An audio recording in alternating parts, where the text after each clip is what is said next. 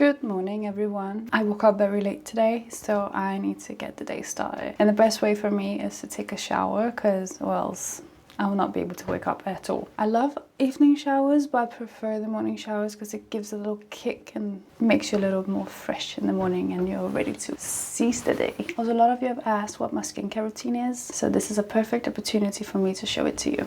Obviously, if I'm not showering, I do cleanse my skin with a cleanser, but I already did it in the shower and I always have a cleanser in the shower, so when I do the whole hair and body routine, I automatically just go for the cleanser and then just get that over with. So I've already done that.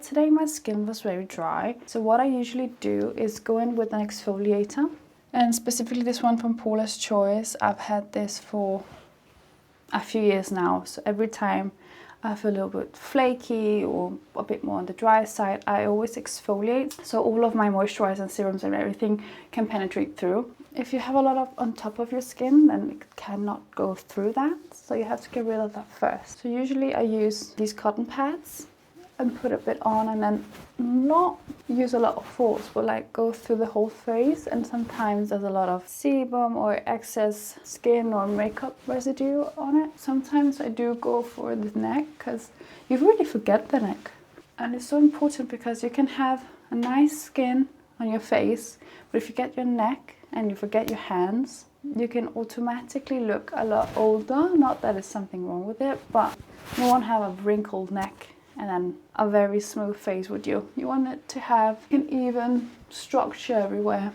I did shower, but it's already like nasty. For those days where I feel very dry, would generally like my go-to products, it's La Mer. Especially these ones I'm gonna show you now because it's been doing wonders to my skin. So what I go for next after I've been cleansing and exfoliating, I go with the La Mer Treatment Lotion. First time I saw this product was actually when I lived in London for 3 years. Everybody was talking about it, but I remember it being so expensive, so I never had the opportunity to try it. So I'm very lucky that I have the opportunity now. After the lotion, I always go in with the serum. This one is a very concentrate one, so I don't have to use a lot of it, thank God, because again, it's so expensive, but so worth it.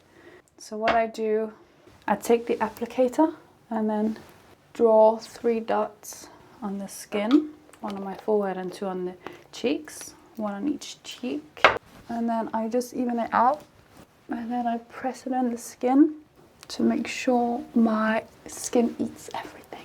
And all the excess I just put down on my neck. Woo. Now to my absolute favorite product, which is the reason why I can get so moisturized throughout the day, even when I fly. And yeah, if you don't know, you get really dry when you fly. Remember to moisturize before, not during, because there's a lot of bacteria in the air when you fly. Is the moisturizing cream from La Mer. This one specifically is the Creme de la Mer, so it's one where you have to put it on your hands and then warm it up. So it looks like I don't have anything on, but I do. And then again, I press it on the skin. Because if you pull your skin, you tend to break the skin. You have to be gentle, else you get wrinkles over time. And I will forget the eyes, because these are very important. I go after with this product. It's for the eyes specifically. You can use your fingers, you can do whatever, but I like to use this little applicator, and it has this cooling effect, which is really cool.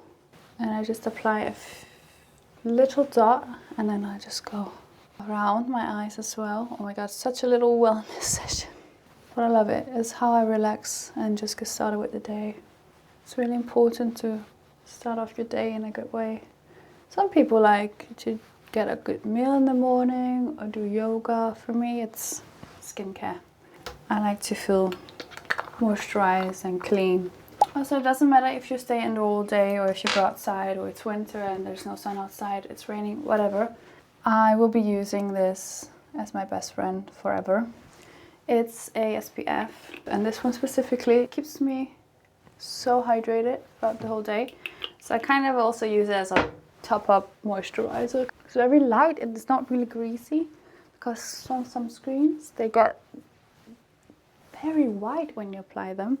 And there you go. So this was my skincare routine. Very simple. It's easy to remember once you gone through all the steps a few times. There's not that many steps, I would say. You can skip a few of them if you're not really feeling into the toner vibe or the exfoliator vibe, and just go straight to the cleansing and then moisturizer and sunscreen. It's up to you. So now I just need to dry my hair. I'm gonna go with a straight hair today. And yeah, let's get going with the day.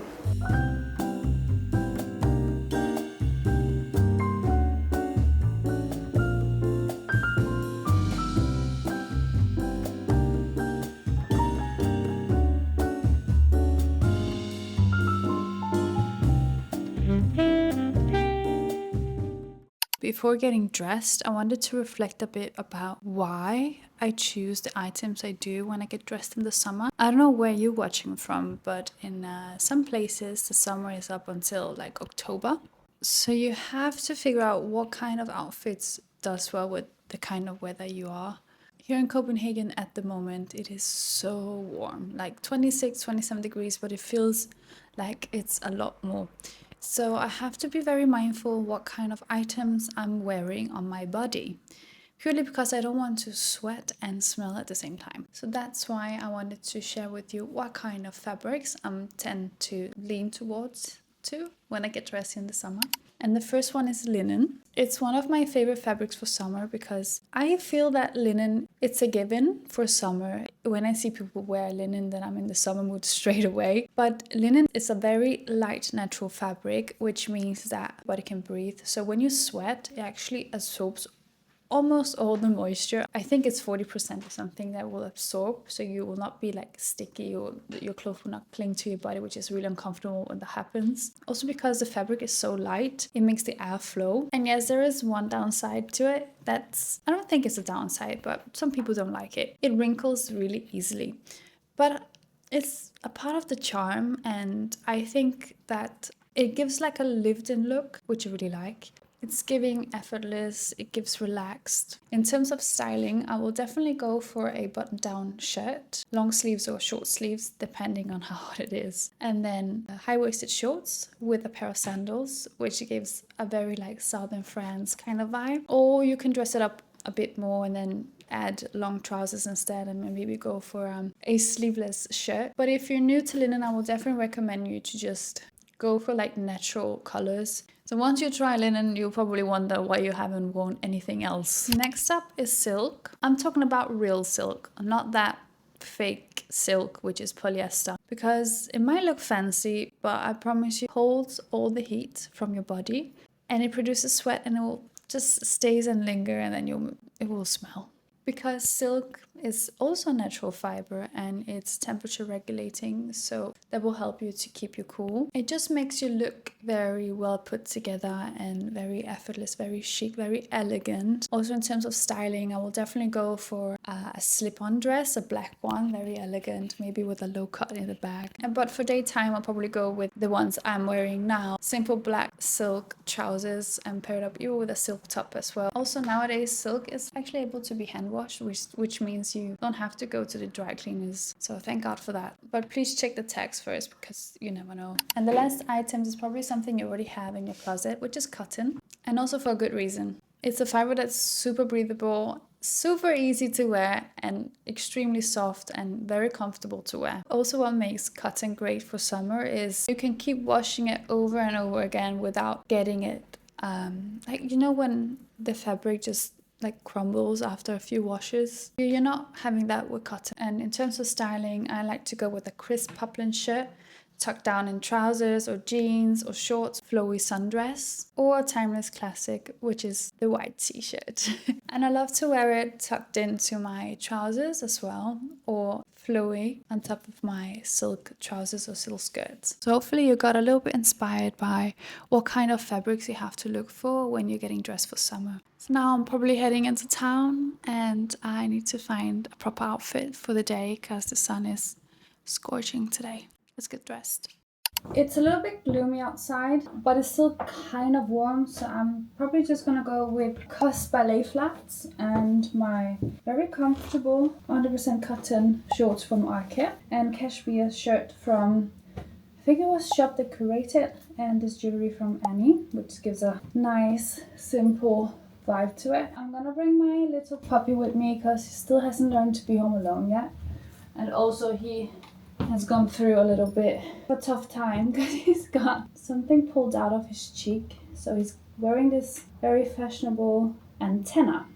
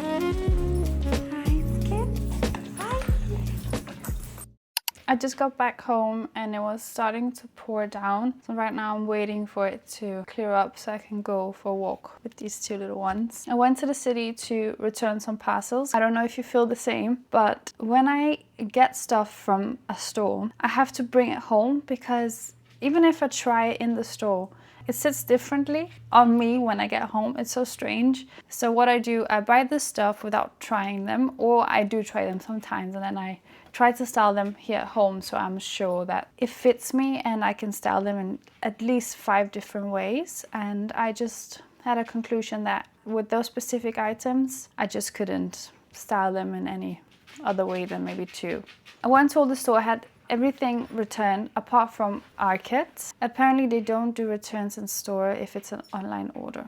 So I have to figure out something. I was also passing by this antique little market there is in Gamle Strand. Generally Gamle Strand is such a cute area because it's right by the canal and there's a lot of cafes and restaurants along the canal. And I just love antique things. If you know me, I'm a sucker for like old stuff, old houses, old architecture, old items, old films, everything. I even had a new passion to take pictures with a film camera. Like I was browsing at this store where they had antique pictures and I just realized that times fly so fast because this store had so many different pictures of random people, and when you look at them you're realizing that these people actually have or had a complete life. For you it's a stranger, but it was pictures like a family pictures, a man with his dog. I mean, it was so fascinating and I just got emotional. But I ended up getting one picture. I said to myself, don't go crazy, because if I didn't have a budget or anything, I'll just buy everything because everything was just so perfectly beautiful.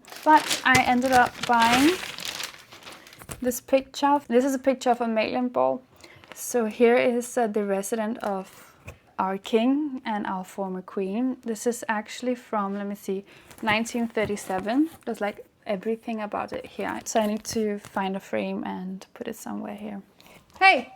Hold on a second, he's eating my pants. Nej, kom her. Fanget. And after that I decided to go into Lillefugl, which is right across this little market. And I got myself a nice matcha. It's almost August, but back in January I actually said to myself, I need to get into reading a lot more. I have difficulties reading. I think I'm a bit dyslexic. So I never had that urge to read. For me, it takes a lot of energy just to grab a book and start reading. So I already managed to read 3 books in 2 months. And I'm so proud of myself, to be honest. I did start off a bit tough by reading a Buddhism book, which was very good, but it was very heavy. So now I'm back reading Harry Potter. And yes, please don't judge me. I am a big Harry Potter fan. You know what? Judge me. I've been loving Harry Potter since I was a child. I remember my dad reading the first book to me in Italian as like a good night read. But they're so easy to read. They're so easy to go through as well because I already know what's happening. So it's easy for me to understand the storyline, if that makes sense. Also, what keeps me going is I use these photo booth pictures of me and my fiance that we took in Prague at a very old school photo booth. This is us, me with the little ring. I love these pictures. It's just, they're so cute. Just need to finish the last 2 chapters and then I'm on to the 3rd book. But if you have any book recommendations, please let me know because I start enjoying going to the library or the bookstore. It's crazy. It looks like it's clearing up now, so I might get changed and go for a walk with the dogs.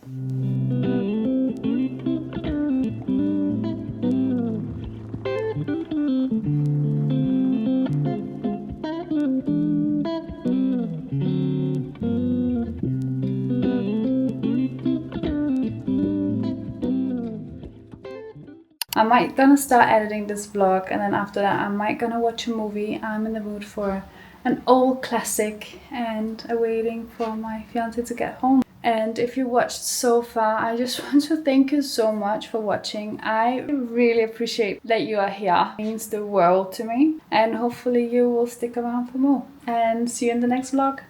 Ciao!